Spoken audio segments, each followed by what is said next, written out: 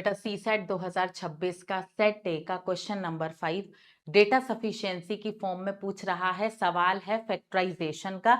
Very very simple question, doable question करके आने वाला सवाल था पेपर में। इससे आप अपना स्कोर बढ़ा सकते हो। क्या दिया है? एक्स वाई जेड इंटीजर्स हैं, हर एक 1 से बड़ा है, यानी कि 2, 3, 4, 5, 6 अप टू इंफिनिटी ये वैल्यूज एक्स वाई जेड की होंगी।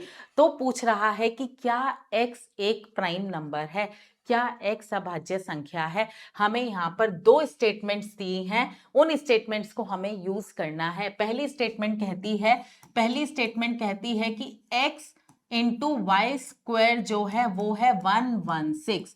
तो बेटा 116 के आप फैक्टर्स करो, देखो कि क्या हम इसको इस फॉर्म में तोड़ सकते हैं। कैसे करेंगे? 116 के फैक्टर्स करने हैं, इससे आसान तो सवाल हो ही नहीं सकता।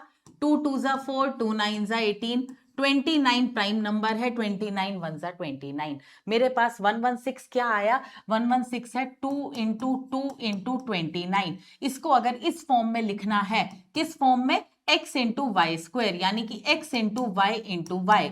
तो बेटा मुझे यह समझ में आ रहा है कि y की वैल्यू 2 है, x की वैल्यू 29 है, क्योंकि y जो है वो उसकी पावर 2 है, 2 टाइम्स है मल्टीप्लाई में। तो बेटा यहाँ पे 2 ही तो है जो 2 टाइम्स मल्टीप्लाई में है। तो इससे मुझे समझ में आया कि x की वैल्यू है 29, y की वैल्यू है 2, यानी कि वाई स्क्वायर जो है वो 116 है, और 116 को मैं लिख सकती हूं 29 इंटू 2 का स्क्वायर।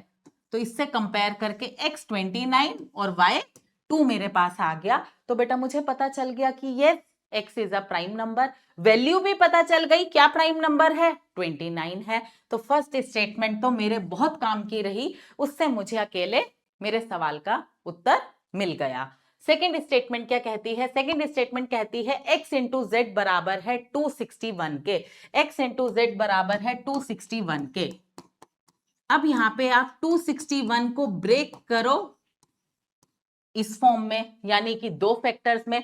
261 क्या होता है? 261 का अगर मैं प्राइम फैक्टराइजेशन करती हूं बेटा, 2 और 6 8, 8 और 1 9, 3 से कटेगा, 2 से नहीं कटेगा, ठीक बात। तो 3 8 जा 24, 3 7 जा 21, 8 और 7 15, अभी भी 3 से जाएगा, 3 इंटू 29। बेटा यहां पे आ गया 29 1 जा 29। मुझे क्या मिला? मुझे मिला कि 261 है 3 इंटू 3 इंटू 29। अब बताओ, क्या मैं इससे बता सकती हूं कि क्या x होगा, क्या z होगा? क्या x होगा, क्या z होगा? क्या मैं बता सकती हूं? नहीं बता सकती। मैं ये भी कह सकती हूं कि x 29 है, z जो है वो 3 इंटू 3 9 है, ठीक बात। मैं ये भी कह सकती हूं कि x जो है वो 29 इंटू 3 यानी कि 87 है, और जो z है वो 3 है। बेटा 29 इंटू 9 भी 261 आता है, 87 इंटू 3 भी 261 आता है। मुझे तो दो वैल्यूज मिल गई x की, ठीक बात। कोई एक वैल्यू तो नहीं मिली। अगर मैं ये कंसीडर करती हूं तो yes x is a prime number, ये कंसीडर करती हूं तो no, x is not a prime number. तो बेटा मुझे यहाँ पे मुझे श्योरिटी से नहीं पता चला कि x प्राइम है या नहीं, लेकिन फर्स्ट स्टेटमेंट ने मुझे x की एक ही वैल्यू दी जो कि प्राइम है, ठीक बात। तो इससे हमें समझ आया कि स्टेटमेंट 1 से हमें आंसर मिला, स्टेटमेंट 2 से नहीं मिला। तो इस ऑप्शन को टिक करो अगर आपके क्वेश्चन का आंसर दोनों में से किसी एक स्टेटमेंट से मिलता है लेकिन दूसरी से नहीं मिलता। यही हमारा सिनेरियो है कि स्टेटमेंट 1 से तो आंसर मिल रहा है, स्टेटमेंट 2 से नहीं मिल रहा। तो इस क्वेश्चन का आंसर होगा ऑप्शन ए।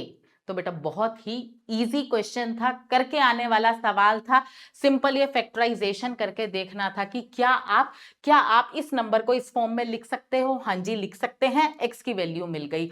क्या आप इस नंबर को इस फॉर्म में लिख सकते हो? लिख तो सकते हैं, लेकिन हमें एग्जैक्ट वैल्यूज नहीं मिलेंगी, पॉसिबिलिटीज मिलेंगी, बट हमें तो एग्जैक्ट वैल्यू चाहिए, या हमें ये पक्का चाहिए कि x प्राइम है या नहीं। यहाँ पे एक सिनेरियो में x प्राइम है, दूसरे में प्राइम नहीं है, ठीक बात। तो बेटा इस तरीके की क्लैरिटी बहुत जरूरी है। आप सी सेट का एग्जाम दे रहे हो, एसएससी का नहीं दे रहे हो कि शॉर्टकट्स पढ़ के चले जाओ और कर दो। आपको इन डेप्थ क्लैरिटी चाहिए ही चाहिए, ठीक बात। नेक्स्ट